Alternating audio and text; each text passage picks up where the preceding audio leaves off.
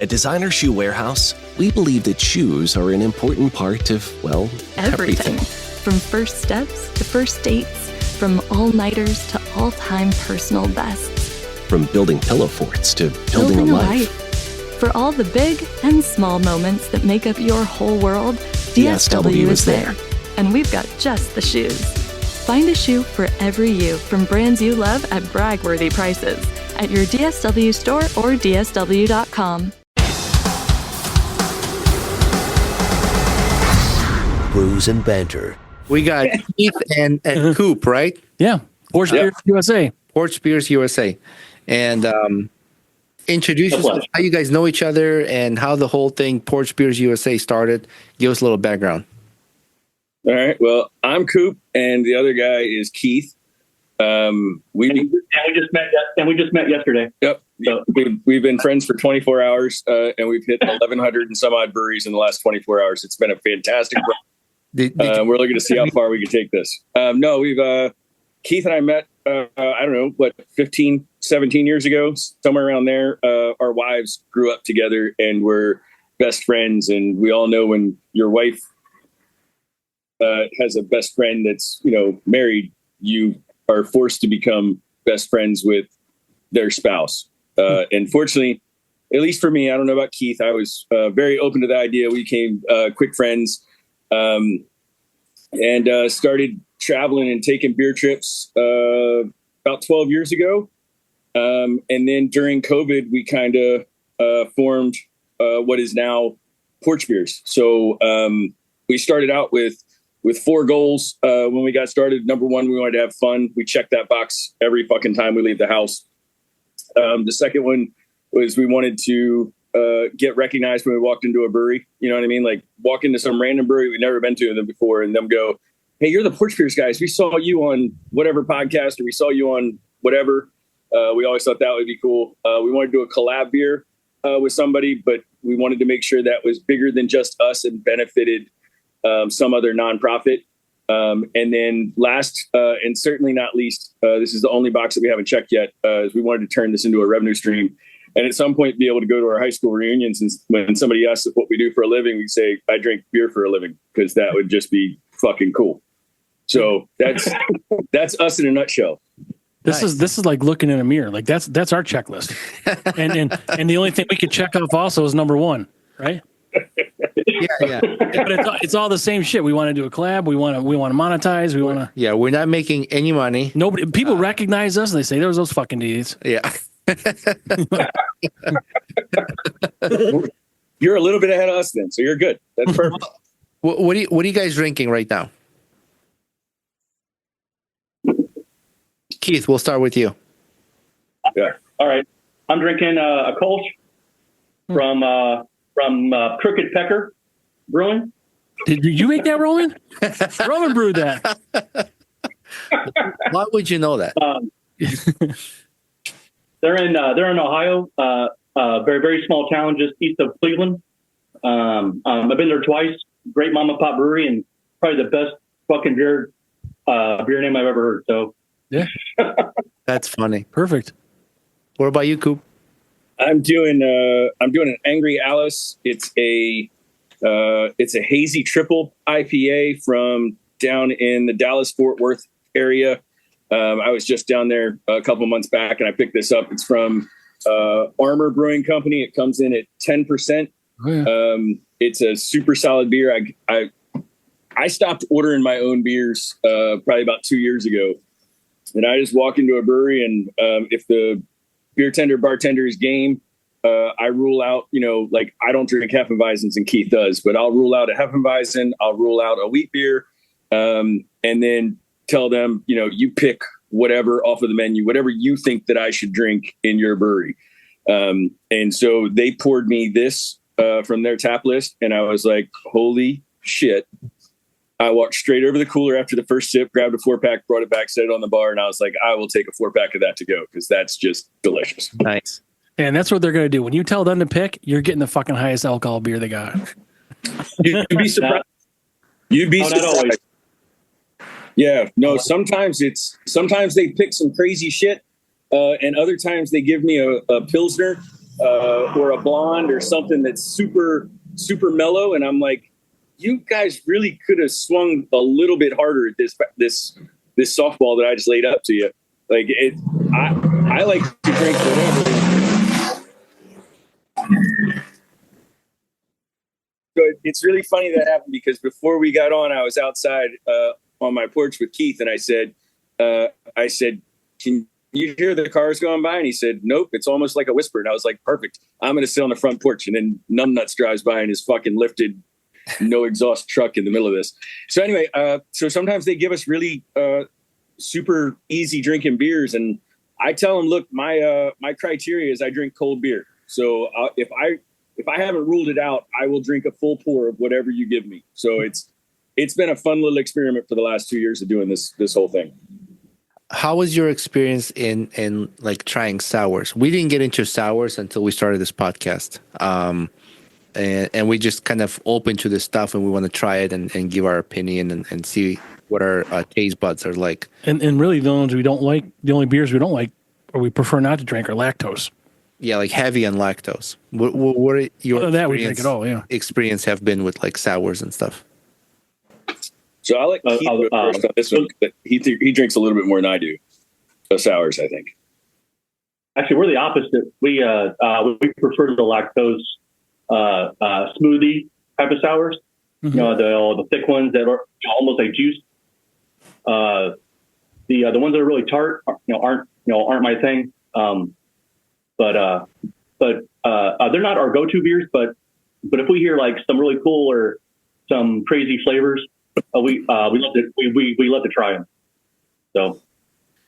Yeah, we had a bad experience with some really thick lactose ones, and I think it's the only beer during the recording of a podcast where we're like, we need to stop and just get rid of this beer right now. It was chunky. It was like we called it Yoda's breast milk. Yeah. Because it was like Star Wars themed beer. Yeah. It was fucking disgusting. You had to chew it. Yeah, you had to chew it. Oh. That one might have gone bad, fellas. I'm not sure that was what they were aiming for when they brewed that. Yeah. Yeah, that one was tough to get through. But other than that, most of the beers we either loved it or were just good enough. You know, the fruited sours. We like the fruited sours. And we had our first sour IPA. Is it this year? It was summer of last year. Oh, okay, and then that was first. Like the sour IPAs, I've never heard of, never tried, and we both were surprised. Mm-hmm. And that was by a local brewery here. It's called Frequentum. And is that a seasonal? It was their first time they did it. I don't know what they're going to do with it. They had a series. It was this was strawberry natural fruit, and they have a mango, I think, and an orange. So, yeah, you guys said what you're drinking. We're drinking. We recently had a guest on here from Trip Hammer Brewery out in Rochester area, and this is a little Dreamer. It's Dreamer, Belgian style white ale and spices, and this is about. This is half of Coop's beer. This is 5%. we can do this. We'll just have two of them to Coop's one. Well, I figured if I was going to start with one, I was going to start with something that was really cool and really different. And it's an awesome beer. It's the last one I have in the fridge. So I'm killing a memory tonight, but it is what it is. Hey, so, or you might not kill it, but create one of the best memories. cheers to that. Or a memory you won't remember. No, I'm not going to have that many. If I ever get to the point where one beer causes me not to remember, Keith and I have not traveled for a very long time. You're going to have more than one beer, though, right? Oh yeah, when this one's gone, I'm going to run in and grab another one. I already have my second one picked out, so I can just run into the fridge and grab it and come right back out. We interviewed a brewery locally here, and we bought. Is it 20%? 20% barley wine. 20% barley wine. Yeah. Ooh. Drink 3 of those and call me in the morning. Yeah. Well, holy shit. We had their other barley wines. It wasn't that high, so we did drink 3 or 4 of them on here. But it was the other ones. I think were like 14. Yeah. 17. I think. Yeah, it was good, but yeah. Those are tough mornings. Those beers. So guys, So you guys started this Porch Beer USA. How do you guys meet? Like, what's the process when you guys go out? Like, How do you plan? Yeah. yeah, like tell us more about. So we kind of know the background, how you guys started through friendship, your wives, but the whole Porch Beer USA took off from like what idea you guys had, where did the name come from, and what is like your process every time you guys get together? Drinking. There's no Porch Beer USA without beer. Right. It started with a beer on the porch, and it's blown up into this. I'm gonna let Keith take this one because he's our resident planner. So I'm gonna let Keith take this one. Okay. The Porch Beers got started. We after taking a handful of trips, we decided to start social media for this, and then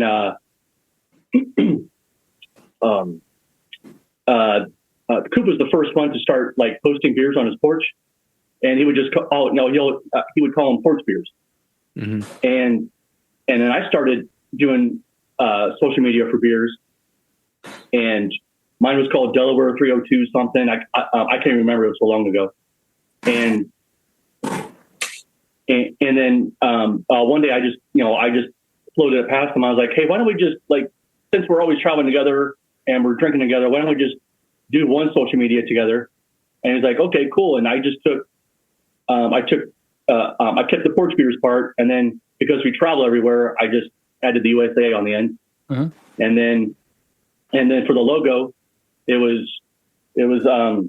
rocking chair for the porch, a beer glass for beer, and then the stars were the USA part. And I just put them all together. Nice. The name and the idea to do it actually was pretty much birthed on our first one-way flight. So we've taken 3 one-way flights. We've flown to Denver, Colorado from Philadelphia and drove home. We've flown to Dallas, Texas and drove home. We've flown to Phoenix, Arizona and drove home, all on, well, the Phoenix trip was a little bit longer, but Dallas and Denver were both 3 or 4 day weekends where we just had a holiday weekend and we fucking just went for it. The Denver trip was when we really kind of birthed the idea for Porch Beers while we were driving across the country. And we found a one-way ticket to Denver for $20 during COVID. And Keith was like, you want to go? And I was like, for $20, does Dolly Parton sleep on her back? Fuck yeah, I want to go. Like, I'm not passing that up. Let's roll. And so we were driving back, and I'm sitting in the passenger seat, and I'm posting, and he's sitting in the passenger seat, and he's posting, and we're like, this is kind of stupid. We should just do this together. We're drinking together. We're traveling together. We're both posting about the same shit. We might as well fucking do it together. And that's kind of when it was born. Was 2020 was when we really started it while we were driving home from fucking Denver. Mm-hmm. You guys keep track of like how many breweries you have hit, or is it like a some kind of a plan? Like, we're gonna hit this many breweries in so many years, and we keep a spreadsheet, an Excel spreadsheet of the ones that we've been to, and then I keep drunks. And then I keep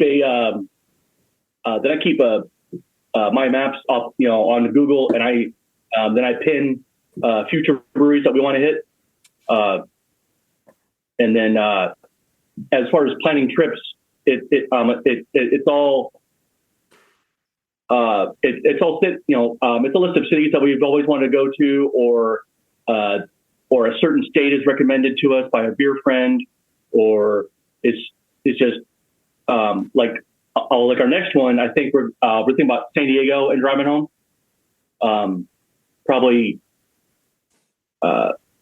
early next year, and then we've always thought about flying to Alaska and driving home. so I don't know how that'll work.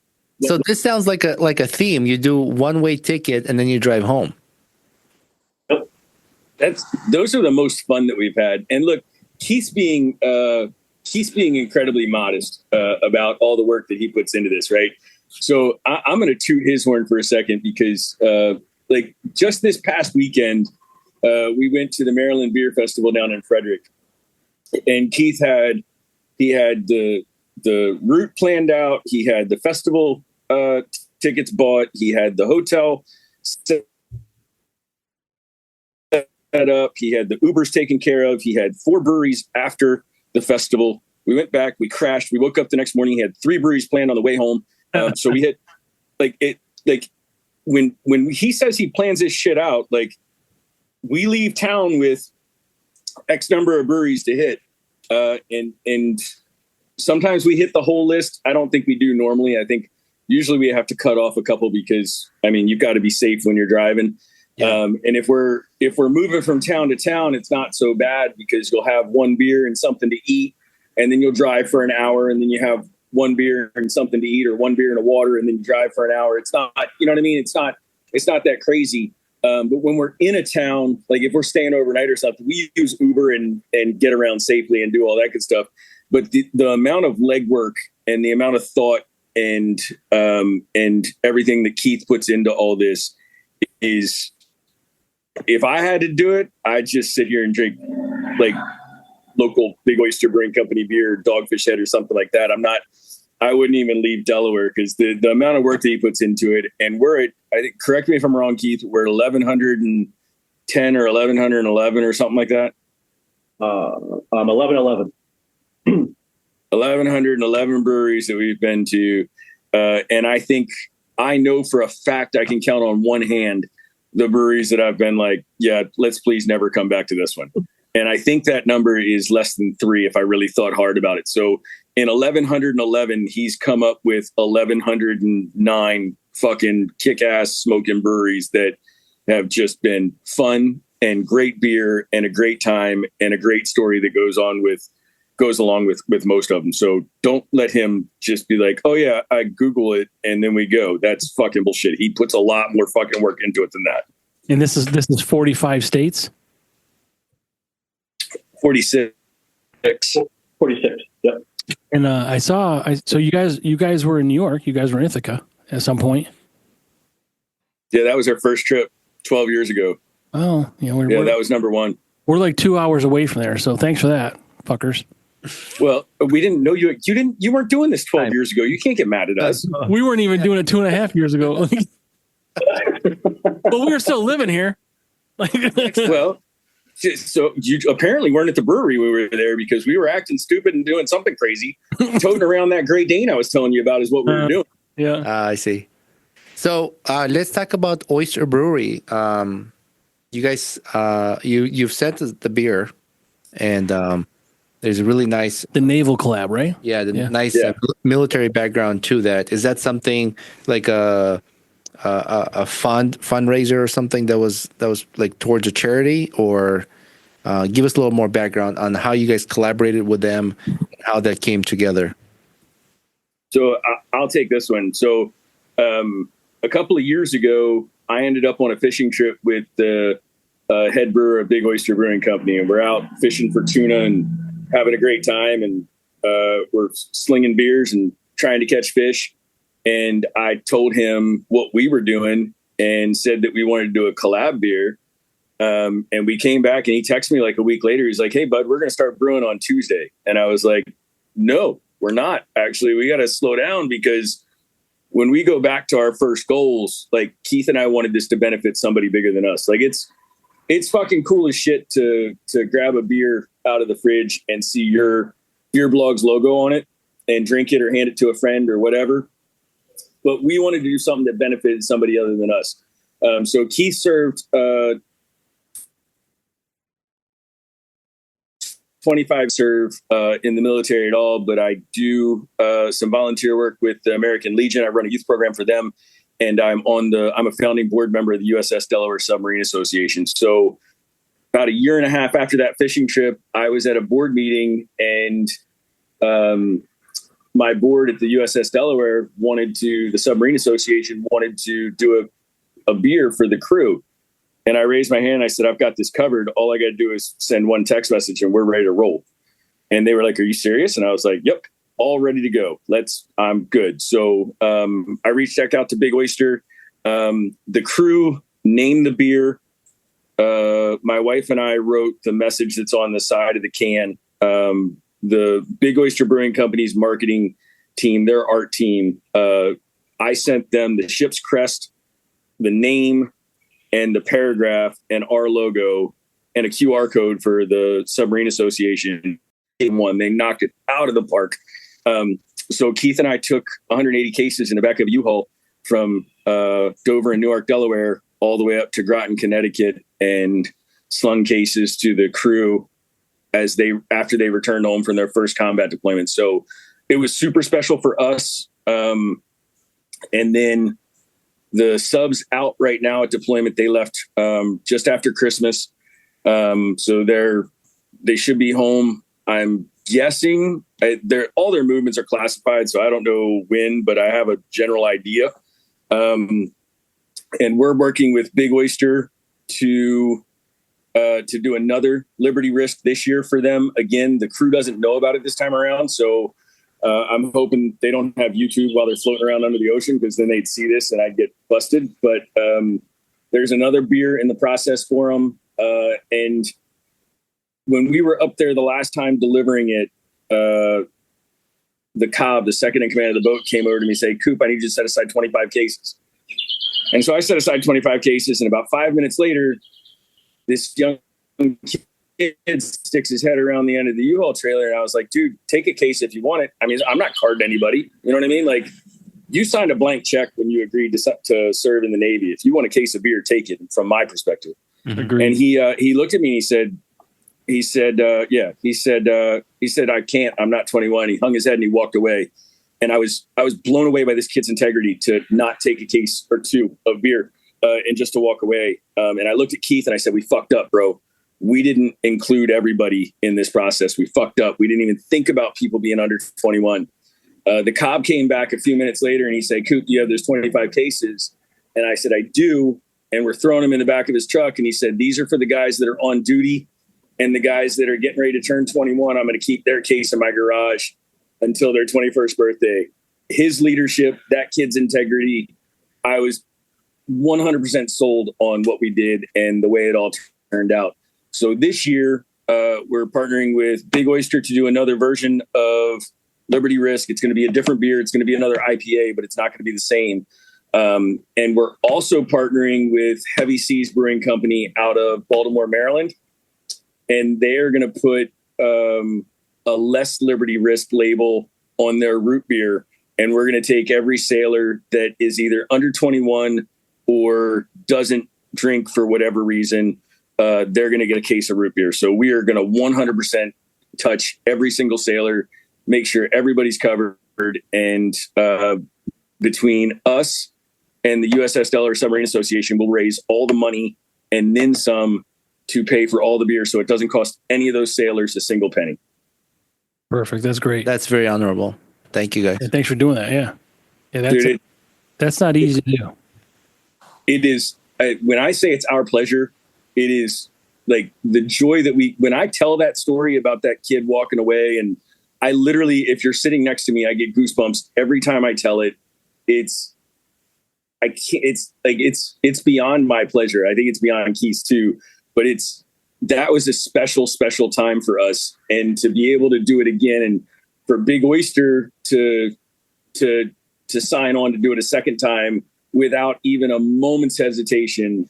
Kudos to them and the Submarine Association for all they're doing to help us raise the money to get this done. So yeah, it's going to be a lot of fun. Yeah, big thanks to Oyster Brewing as well, and we really enjoyed the beer. It was delicious. Yeah, that was good. Yeah. To see your guys' collaboration with them and have it on our podcast, it was an honor. And earlier were saying, I believe Keith served in the military, but there was a disconnect a little bit. Keith, what branch of military did you serve in? I did 25 years in the Air Force. Air Force? Okay. My son loves airplanes. He knows so much about military airplanes. Syracuse Airport had this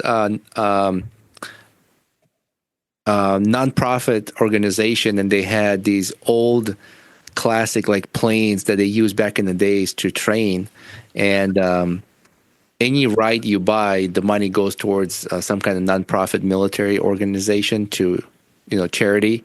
So we bought my son a flight in like an old training a fighter jet, and he had a fucking blast. It was a surprise. He couldn't believe it. He's like, "Are you serious?"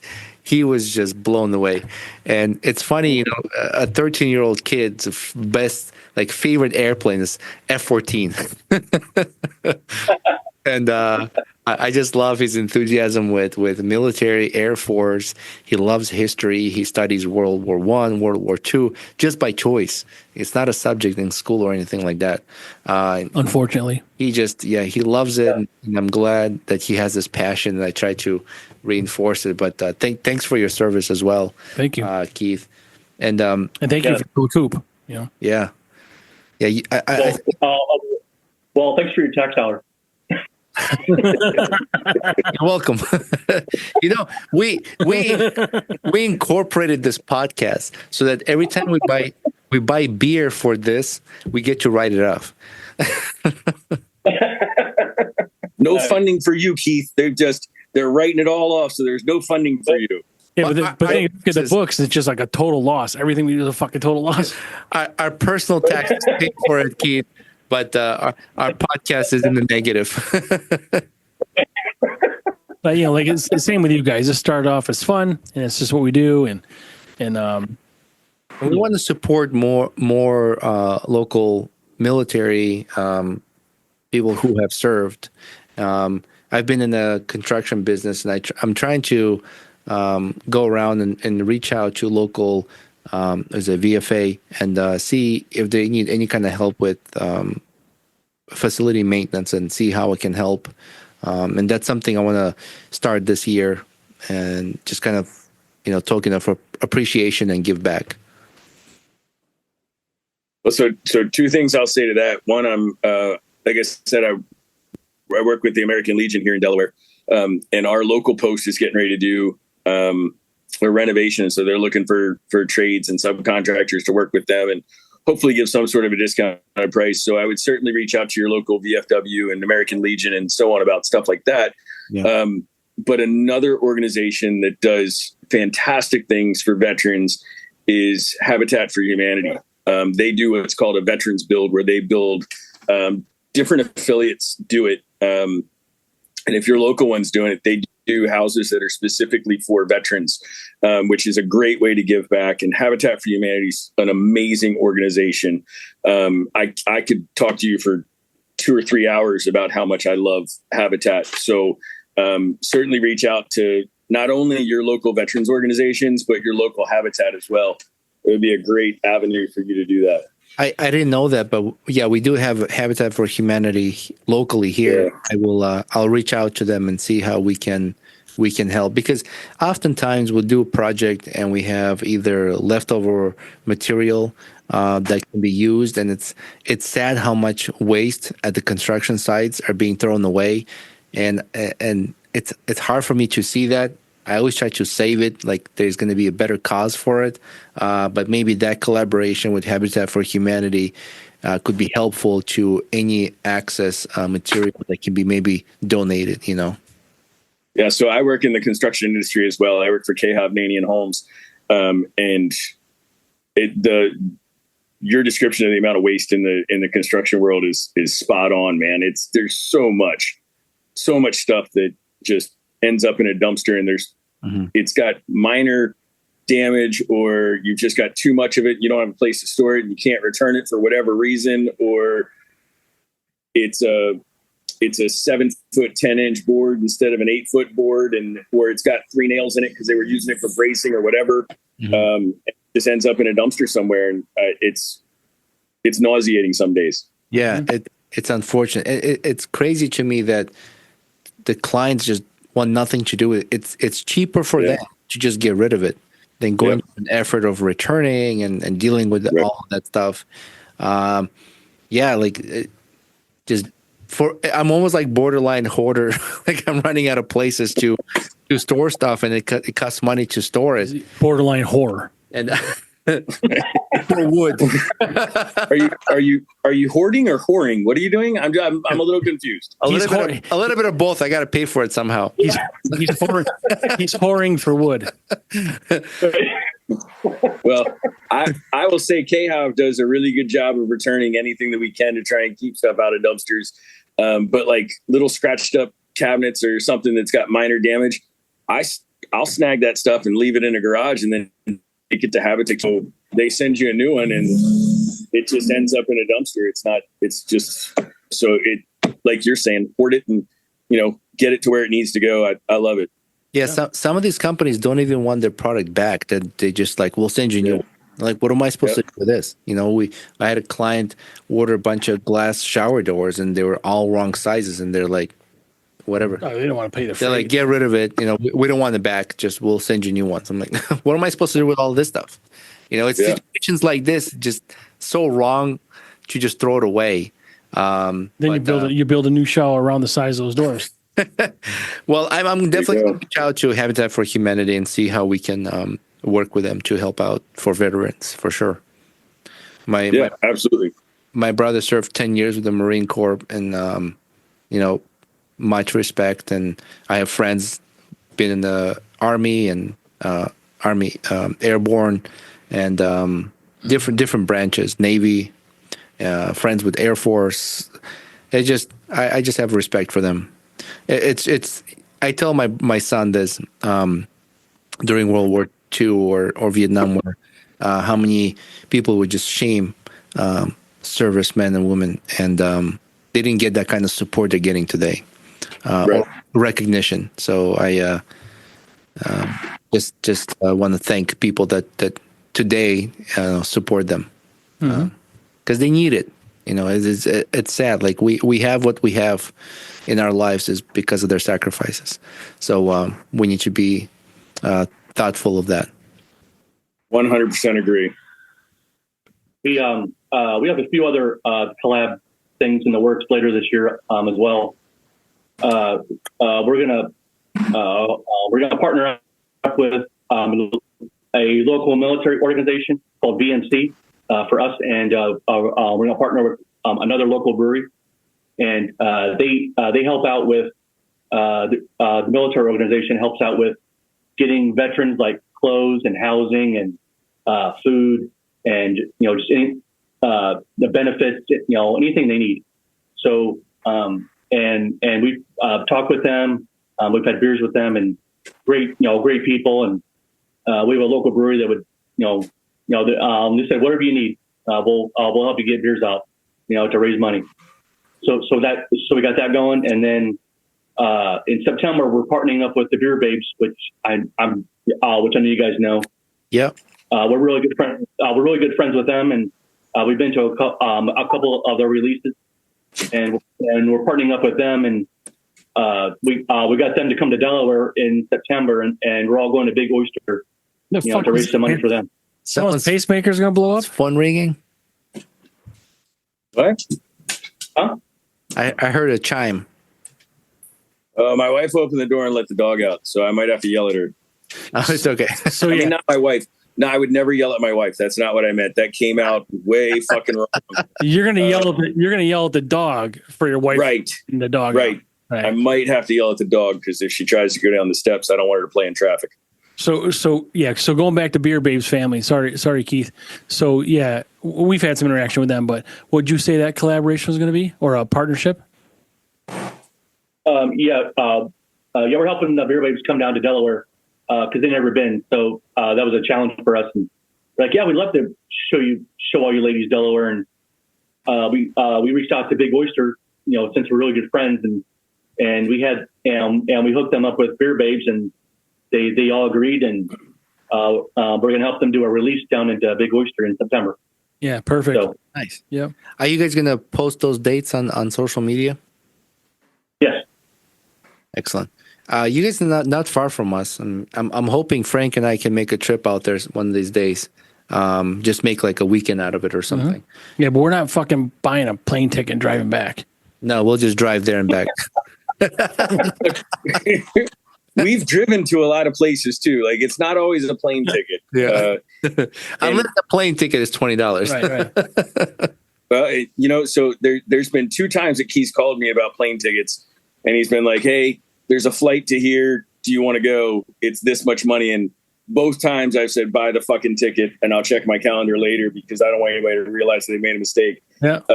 Flight to Denver, I think was $25 or something stupid, $25-$30. It was cheap. And then he called me. My stepmom lives down in Fort Myers, Florida. So we've got a place to stay. We've got a car we can use. We've got everything all taken care of. And he calls me. He's like, "Hey, bud, I found a round trip ticket for a 4-day weekend to Fort Myers, Florida for $25. Are you available?" Round trip. Are you fucking kidding me? Yes. I don't care if I'm available or not. Buy the fucking ticket. And I'll find out later before they realize that they're idiots selling me a ticket for $25. Yes, we're going. Yeah, fuck that. You buy it, and if Coop can't go, you just get another friend going. Right. Right, exactly. Or you're scalping for fucking 400. Keith, Exactly. can we exchange phone numbers later? Like I like to hire you as my travel planner. I mean, Roman has that shirt. I forget what the front says, but it says $20 is $20, right? No, it was January. No, it was January of 2021. What can I say? They were just begging people to fly. Yeah. And we're like, fuck yeah. Yeah, absolutely. Yeah, COVID was no fun for anybody, but Keith and I most certainly made the best of it and did. You couldn't work. You were working remotely. It was just trips were cheap, hotels were fucking pennies, and we were like, "Yep, we're going." Yeah, and off we went. So. Yeah, it seems like during COVID, there are people who struggled and people who just, took what they can with that time and made the best of it. And there's a lot of ideas and creativities and inventions came out of COVID. Unfortunately, bad things came from that as well. But, right. It is what it is. I think everybody just did their best to survive. And but you guys started when, 2019, you said, or 2020? 2020 was when we officially started. And you hit already I'm not wrong when I say that, right? Over 1,100 breweries. 2020 was the first beer trip, fly there, drive back. But we started our craft beer journey in 2012. Yeah, so we started doing all the craft beer stuff long before we started posting on Porch Beers, before Porch Beers USA was ever invented. So we've hit 1,111 breweries, but that's been over 12 years. And in some years, I think our high watermark, one year we hit 260 some odd breweries or something stupid. Wasn't it, Keith? 260 something. Usually I think we hit 150 or so is kind of the average. But we didn't start Porch Beers until 2020, but we started that trip to Ithaca. Was Keith broke his ankle 12 years ago and he couldn't work. And I was like, well, I can get us a cabin. And so we went up and partied for 7 days. Uh-huh. Yeah. Ithaca's nice. It's it's a nice place to be. It's it's gorgeous. Very nature-y. Yeah. It's gorgeous. Right. But it's yeah. So you get it? Yeah. You guys are married? You guys both married to each other? Yeah, among other things. Yeah. It's very. Just want to say thanks to your wives being supportive of your guys' hobby. You take them with you, probably, right? Sometimes. Yeah. Sometimes. Like we probably couldn't do this podcast if our wives weren't like okay with it, because I can easily see my wife is like, well, there's shit you should be done around the house. I need help with the kid, dogs. You know what I mean? So. I think thanks to them taking care of some of the stuff that we can also do what we do. You guys can travel. I don't know if you have any kids. My wife does a lot of this. She's well, we don't have kids, so that makes it a lot easier. Yeah. And then half the time the wives are like, fuck it, just go have fun and we'll stay home. Yeah. And then sometimes they're like, no, we'll go with you, and we all party and have a great time. So, so it's a win-win. That works out. Yeah, because your cat, you can leave that thing alone for like a month. And it's gonna be fucking fine. Yeah, He does have. leave the toilet lid up and the fucking thing's gonna lick itself and lucky cat. Yeah, it gets a little expensive for us when we have to organize a dog sitter for 3 dogs. Yeah, But Oh, yeah. yeah, Yeah, dog sitters get expensive. That's for sure. yeah. But so, what part of Delaware are you guys in? I'm in the northern. Oh yeah, go ahead. Sorry.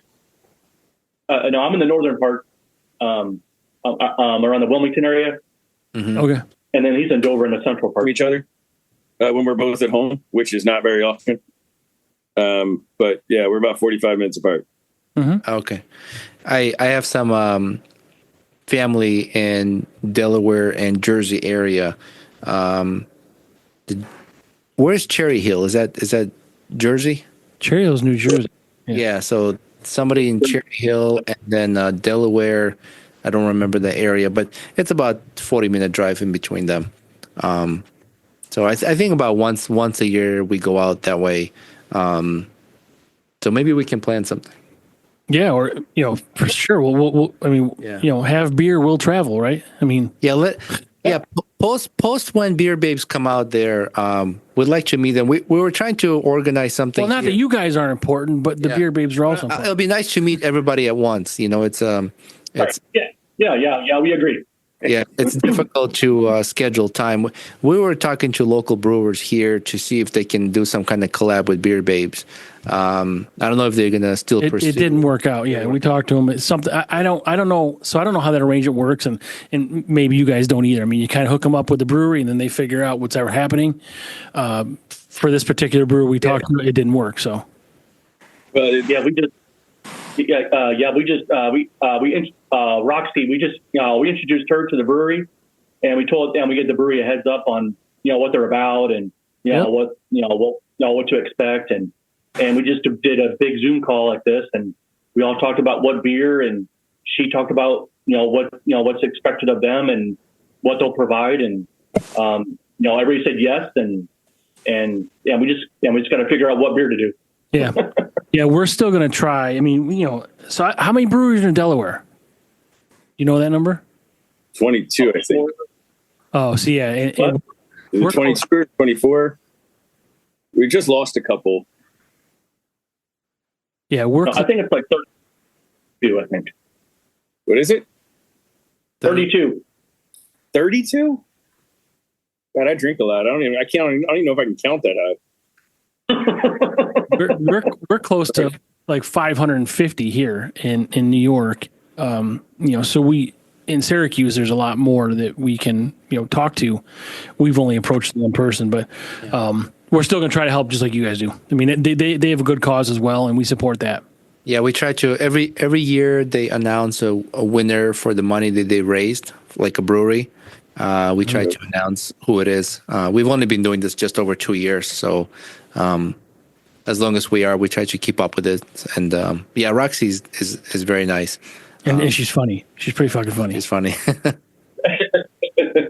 And you got to remember, like the profit margin on beer is not always the highest. So when you're asking, depending on the size of the brewery and what their financial status is, they may want to help and want to give back, but they might not always be able to and still keep the lights on. So That's correct.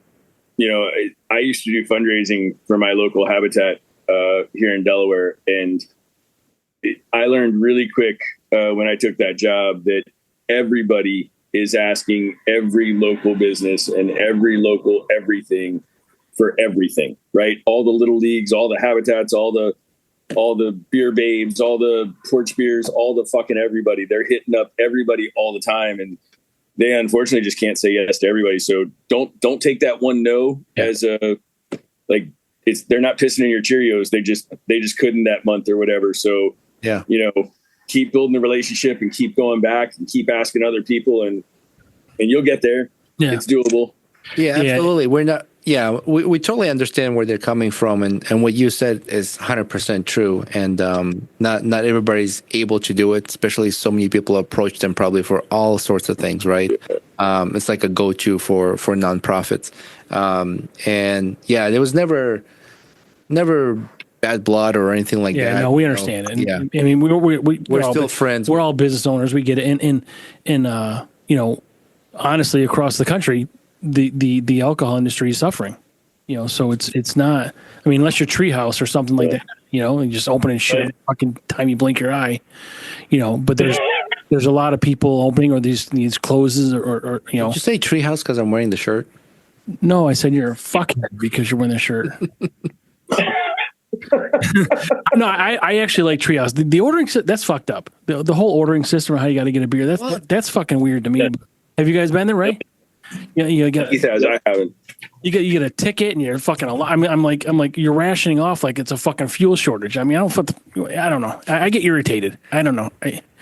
We got more beer right here in this little fucking beer fridge than we could get at their place. It's fucking weird, you know. That's true. But actually, they changed the rules not too long ago. You know, because I think the rule was always 3 beer max, you know, per person. And now during the week, there's no max. It's just on the weekends now. Oh, okay. Oh, that's really nice of them because no one fucking drinks during the week. I mean, all you got to get fucking jobs to pay for your beer on the week. You know? I'm not upset at them. I'm just irritated with the whole process. Like, you know, I don't want to go, you know, buy a meal and like you're only able to get, you know, 1 fry and not 5. I mean, what the fuck? You just don't like. You just don't like it because it's very unusual and you're not used to. No, because I can drink a lot of fucking beer and I don't want to sit there and get a partial chubby. I want to be full chubby. You know? You're talking about beer or strip club? I want blue. What are you talking about? I want blue steel, not like half mush. We've been doing this podcast for 2 years. I sometimes don't know what he's talking about, but it's okay. Often. When you guys collaborate with the brewery, do you also help out with brewing process? We have, yeah. Yeah. And you help out with like sales and marketing as well? Not so much sales and marketing. We collabed with Lost Elephant Brewing Company out of Elmer, New Jersey, and we got to help with the brewing process, and they released the beer at a beer festival and we got to help pour it, which was a lot of fun. With Big Oyster, neither one of us were available on brew day, so we didn't get to go down for that. They did invite us down for it, but we just weren't available. Mm-hmm. And then their marketing team and their sales team does all of that. The only thing that we had anything to do with that beer was helping the USS Delaware Submarine Association raise money to pay for all the beer to take up to the crew. Yep. Keith, since you're the organized guy, 1,100 breweries is a pretty big number. I mean, United States has about over 9,000 breweries, I think. Mm-hmm. So you guys hit what, 10%, more than 10%. You keep like a journal or something, some kind of information per brewery that you guys have your own opinions. So you got a spreadsheet. Well, he's got a spreadsheet, but is there some kind of a like a blog per brewery, for example? Because that's interesting information to get, you know, from someone who sees, you know, goes through so many brewers. Well, for now we got we just use Instagram and Facebook, mm-hmm. you know, to post the breweries, and then we use pictures, to put on there and to remind us what beer we had, or what the brewery looked like, and then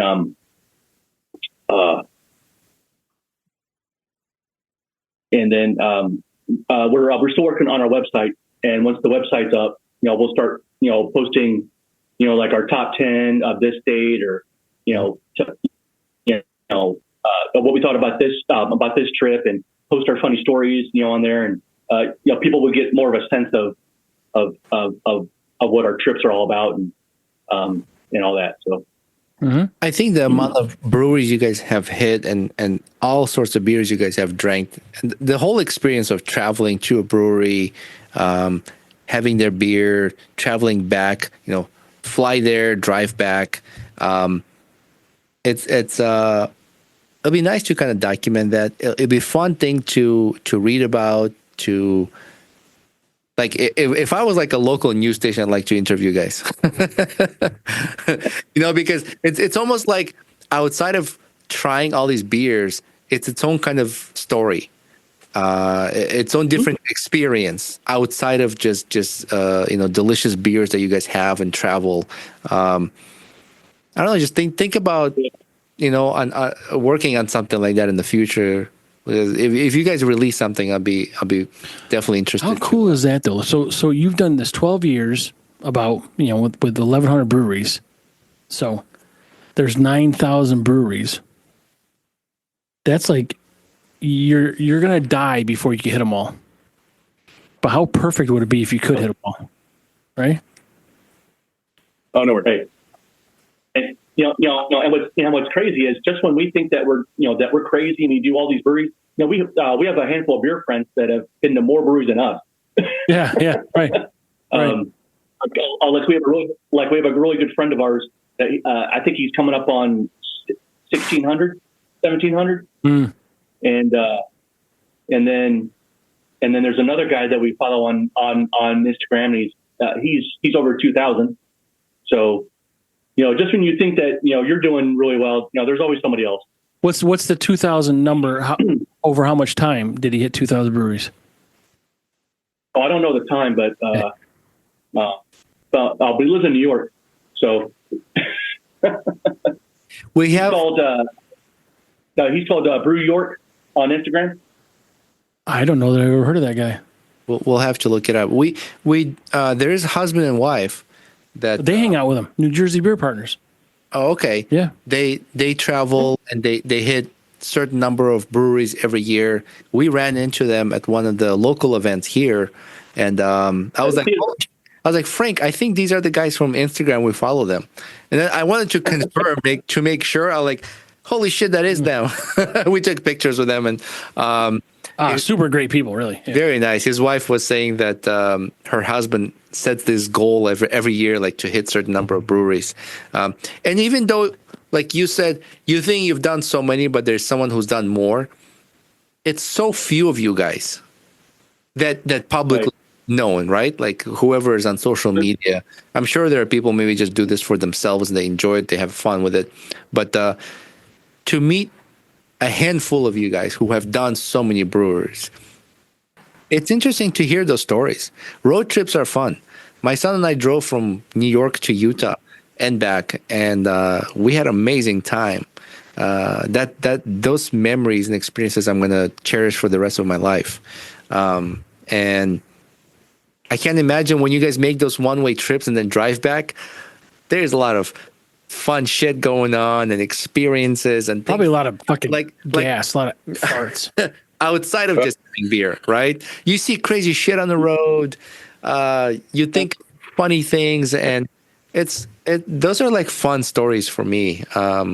Maybe I'm just being a little sentimental about like being a kid and growing up, and my grandpa was telling stories and things like that. But I feel like your guys' situation is so cool and unique that share it. Like if you can. So when we flew to Dallas and drove home, we took my nephew with us. My wife and I took legal guardianship of my nephew when he was 6 years old. And he's turning 19 later this month. So Dallas was 4 years ago now, I think, somewhere around there. So he's 15 years old, and we're driving home from Dallas. Well, the whole airport was a whole story unto itself, because it was during COVID and they ran out of fucking rental cars, and there was a fucking 300-foot line or 300-yard line to try and get a rental car. And that was a debacle in its own right. But we're driving home, and we stopped at this place I think it was in Baton Rouge, wasn't it, when they ran out of water? Oh, right? I think so. Which is weird because the city's underwater. Yeah, no, but yeah, where was it? New Orleans was that one. New Orleans. So we stop at this fucking hotel. We pull up, and it's got enough scaffolding around the hotel that, like, I don't even know how they were still allowing guests to stay there. Completely under renovations, right? So the next morning we wake up, and Alex comes out of the bathroom, and he goes, Uncle Coop? I said, what's up, bud? He said, the shower just ran out of water. I said, do you mean it ran out of hot water? And he goes, nope, it ran out of fucking water. And of course, he was 15. He was still scared to cuss around me at the time, which I kind of wish he still was now. But anyway, so he said, no, it ran out of water. And I was like, all right, I don't think I believe you. I've never heard of a hotel running out of water ever in my entire fucking life. So I go into the bathroom and I turn the water on, and sure as shit, nothing came out but air. Well, I was next in line to get a shower before we hit the road that morning. And I decided, well, fuck it. I'm just going to go downstairs, smoke a cigarette and see what's going on. And I shit you not, I watched the plumber come running out of the building at a full sprint to his van. He grabbed a framing hammer, not a pipe wrench, not a fucking torch, nothing else. He grabbed a framing hammer and ran back into the fucking building. I lit a second cigarette and said, fuck it, I'm not taking a shower today. I might as well just smoke another cigarette, because there's no fucking way that this dude's fixing a plumbing leak with a goddamn framing hammer. It's just not going to happen. There's no way. Well, sure as shit, he fixed it. And like 10 minutes later, we had black water coming out of the pipe, and then it ran to clean. I got to take a shower. But you're absolutely right. That memory, Alex got thrown out of a brewery in Baton Rouge. We realized that we were driving with expired tags while we were in Alabama. We got into a horn honking contest in a tunnel somewhere down south. I don't even remember where the fuck that was. That trip, the number of stories and craziness that happened on that one-way trip is just epic. We had so much fun. That's what I'm talking about. Keep track of that. Write those things down, because those things could be fun to release as episodes, as a journal on your new website, or I'm looking. We're gonna write a book one day. Or yeah, like substitute Alex's name and put in Keith. Yeah, exactly. Yeah, I would ran out of goddamn water. I would be outside waiting for that plumber, just out of curiosity. How the fuck did you fix that plumbing with framing hammer? I don't want to know, because it came out to begin with. You were connected to sewer. Well, any water line that gets disturbed is going to come out black first before it clears out. Yeah. No, that made sense. I get it. That didn't bother me. Yeah, I just couldn't believe that when he ran out and grabbed a hammer and ran back into the building with the hammer, like not just jogging, not walking fast, not walking briskly. No, he was at a full fucking sprint. Like, I don't know what was going on in the basement of this hotel, but he's sprinting back with a fucking hammer. And then 5 minutes later, we have water again. I was like, dude, I've been in the construction industry for, 10 or 12 years now. I've never seen a I've never seen a plumber touch a framing hammer in my 12 years, except for that one day. So I have no idea to this day what the fuck he was doing, but it was funny as shit. I went back upstairs and Keith was like, you saw him do what? And I was like, yep, that's what I said. I don't know, but we got water, so I'm going to take a shower. I don't know. We were in New Orleans last year. It was our 50th episode we did, right? Something like that. We were so fucked that we're so tired. It didn't even make sense. I don't know what the fuck we were doing. But New Orleans is great to live in. Well, it was my first time on Newberry Street. You've been there before. On Bourbon Street. Bourbon Street, sorry. What street did you say? Newberry? The fuck is a Newberry? I don't think Newberry's in New Orleans. That's Boston. Oh, God, man. Jesus. No more beer for Roman. He's flagged. Man. Roman's flagged. We were in Bourbon Street. The other Bourbon Street. We're gonna cancel this podcast and we're gonna start a new one called we're gonna call it the Lettuce and Wiener podcast. So it'd be like Frank and Romaine. You'd be like Romaine Lettuce. I have to share this. So we've gone through a bunch of bars on Bourbon Street. Bourbon Street, thank you. And then at the very end, before we ordered Uber, we're like, let's get some pizza. I'm fucking starving. All right, we got pizza. Then we're standing outside of the pizza shop, and then it's a pizza room. It's like a really tiny bedroom that serves pizza. There's like 4 seats in there. So we're standing outside now eating pizza, and this guy walks up to Frank. The guy speaks in Spanish, and Frank speaks in English, and they're carrying a conversation, and I'm laughing my ass off. And all I see is at the end, he goes, yeah, him and I are going to go to the hotel and fucking... And the smile on this dude's face. He was so happy. I was like, we were going to get lucky. I was like, what the fuck?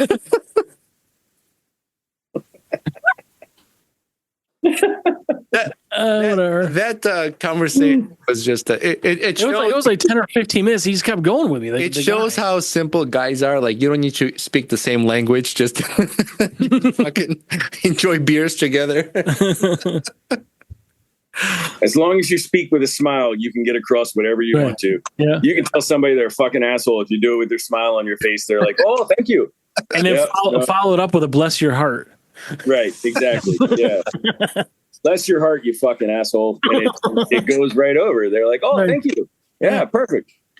I'm sure they do it to me in other languages too. I'm not immune to it. I'm just, Yeah. Oh well. Same. If you guys mentioned some events coming up like September with Beer Babes, is there anything new coming up you want to announce? I just want to, I don't want to forget to mention anything before we end. The Beer Babes, September 13th at Big Oyster Brewing. Okay. Yeah, and then the only other thing is the Liberty Risk, but we don't have a date for that. But Liberty Risk or Big Oyster Brewing Company and Heavy Seas are partnering with us for the crew of the USS Delaware. So those are the two big things we got going on right now. And Coop, you said you volunteer for a nonprofit. What's the name of it again? Yeah, so I run Boys State. I'm the assistant director for Delaware Boys State, which is an American Legion program. It's a youth leadership and government program. It's for rising seniors in high school, and they run basically a mock government for Sunday through Friday, so 6 days, 5.5 days. Wow, that's pretty cool. Yeah, it's fun. Every year, 17 years now I've been doing it. Wow. Thank you. Anything else, guys? I just want to make sure I have something. Hang on. I don't want to think I'm rude. I'm searching something here. So I just want to get that other. Look, my criminal record is nothing that you need to talk about on this podcast today. I don't care what you're searching for. Well, I came across your prison name. Something about five knuckle shuffle.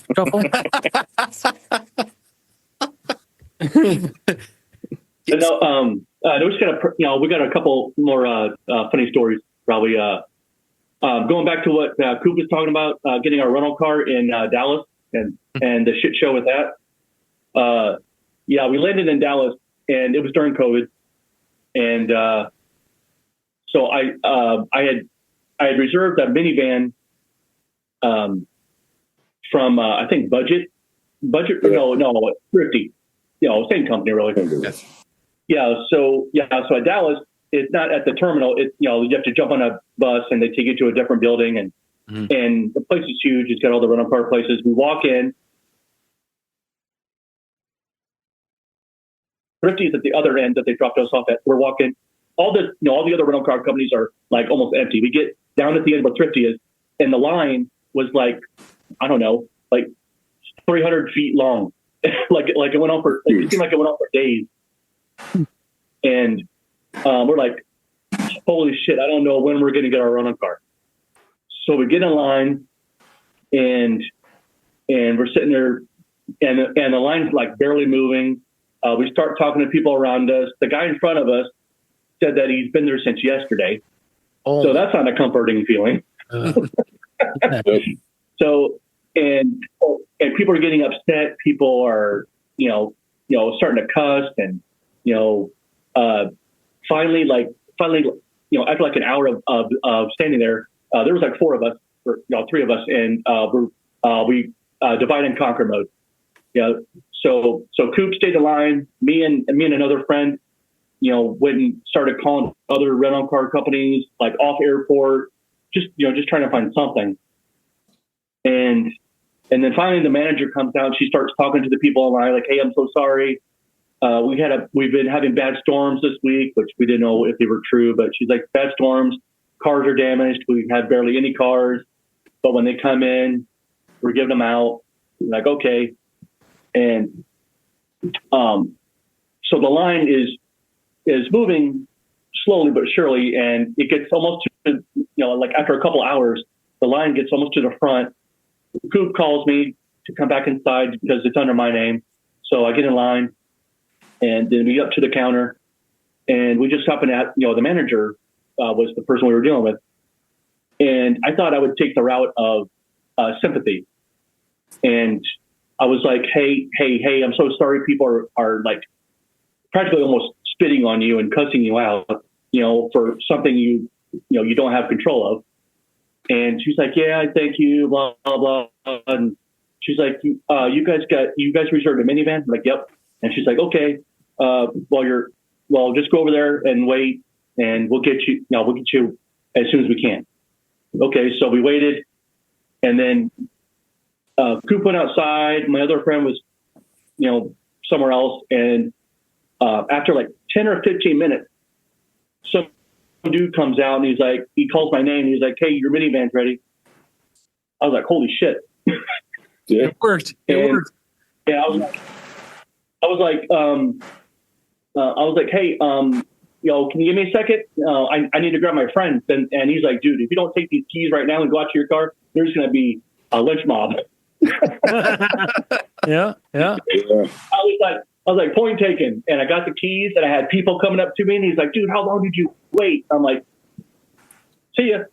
Yeah. Don't answer that question. Right. That's like your wife. Does this dress make me look fat? You don't fucking. Right. Yeah. I'm like, don't see ya. I'm like, okay, I'll just call them. So I ran out. There was like one minivan out there, and we all ran to it, jumped in, and took off.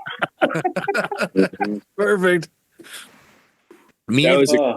That Dallas trip was a crazy trip, man. We had so much fun on that ride home. So many memories, so many stories. Tell them the Baton Rouge one. That's the best one. You guys got time for one more? Yeah, whatever. Yeah. All right. So we pull into Baton Rouge.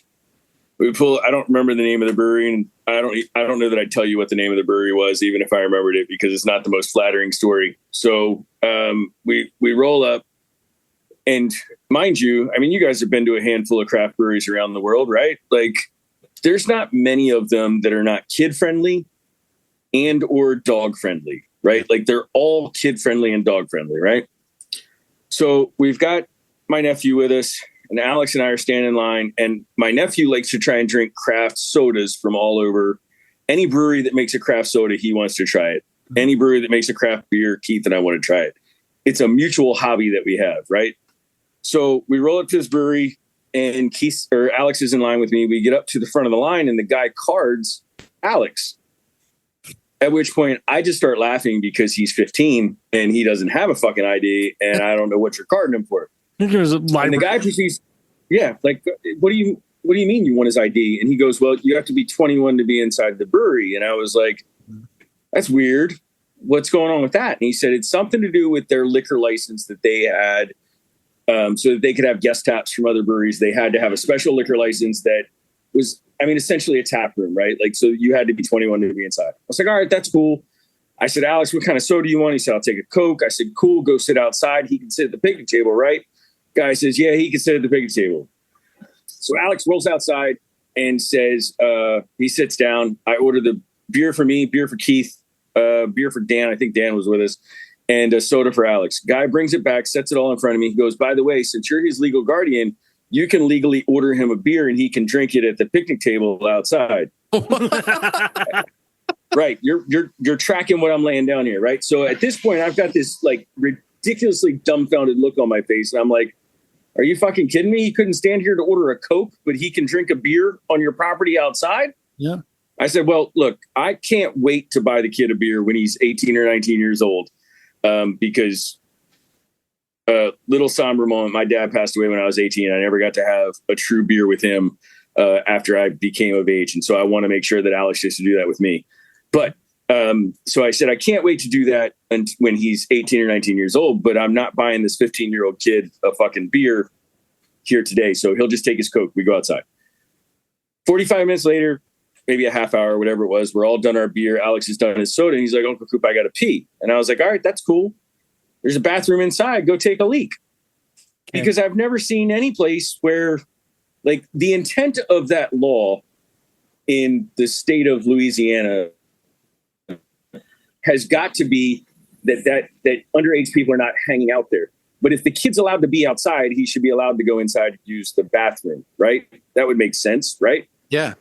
So he gets about halfway across the brewery on his way to the bathroom, and the beer tender stops and was like, hey, bud, you're not allowed to be in here. And he's like, but I have to go pee. And he's like, there's a porta potty at the end of the parking lot. He's like, I checked it. It's got a padlock on it.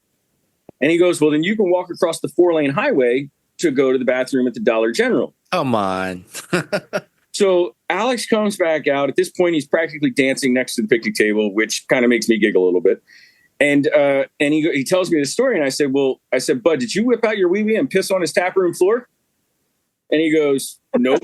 I said, well, I probably would have given you a high five if you had, but since you didn't, we'll go around to the side of the building. You can piss all over the side of his building, and then we're leaving, because that's bullshit that you wouldn't let my kid take a leak. Like, I get it. Alex was not allowed inside. I get that. But the intent of the law from the legislators and from the Alcohol Beverage Commission was not to keep that kid from using the bathroom. The intent of the law was to keep him from hanging out inside. Otherwise, he wouldn't be pissed all over the side of the building. And we hopped in the minivan and drove home, because that was bullshit. That's when you big daddy that brewery.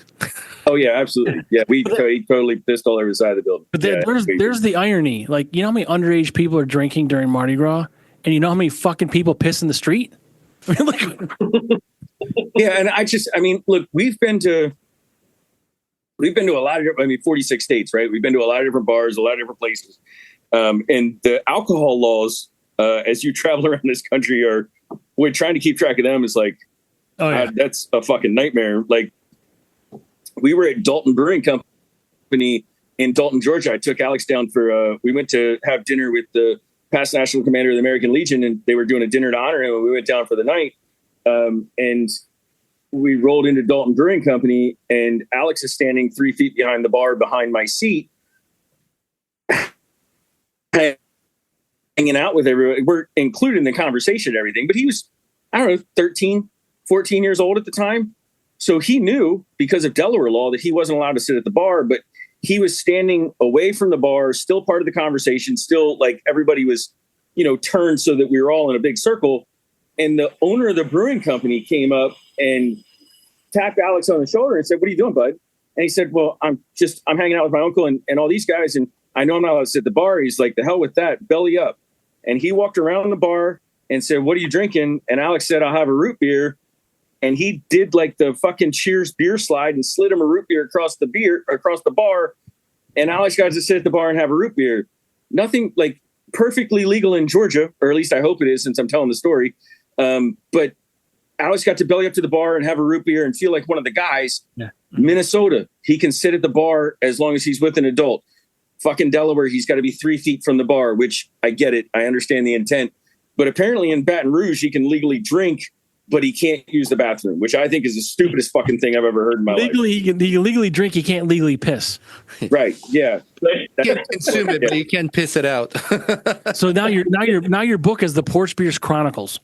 Yeah, right. Yeah, the number of stories that we've got, it's like we could go on for hours, guys. They're fun, they're insightful, they're entertaining, they're real life. But when that dude told him to walk across the 4-lane highway to go to Dollar General, I was like, that's fucking ignorant. Like, come on, man. That's when you piss on the building. No, exactly. Yeah. Slap a deuce right on the wall, like a rhino with your tail. No, a hippo. It's a hippo. They ship. Fortunately, he didn't have to drop a stink pickle, so we were good there.